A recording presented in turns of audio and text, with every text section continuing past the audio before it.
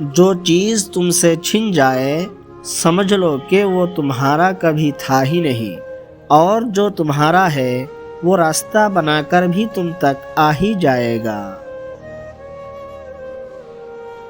جو دل اللہ سے جڑ جائے پھر حالات کا طوفان بھی اسے ہلا نہیں سکتا۔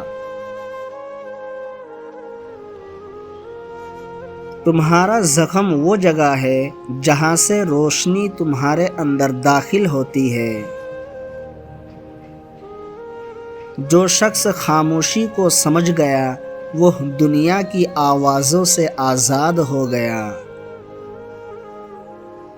اگر تم سچے ہو تو تمہاری خاموشی بھی بولے گی، اور اگر تم جھوٹے ہو تو تمہارے الفاظ بھی کچھ نہیں کہہ پائیں گے۔ پہچان وہ نہیں جو لوگ تمہیں دیتے ہیں، بلکہ پہچان وہ ہے جو اللہ تمہارے دل میں رکھ دیتا ہے۔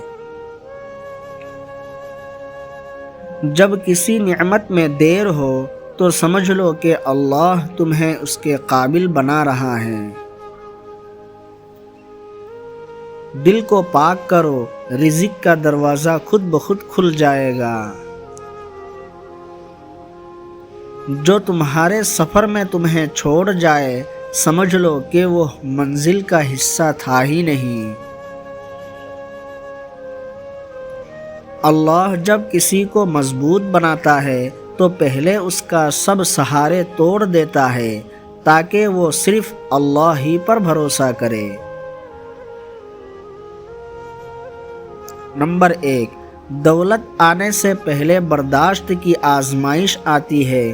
دولت اور کامیابی سے پہلے انسان کو صبر کی سخت آزمائشوں سے گزرنا ہوتا ہے۔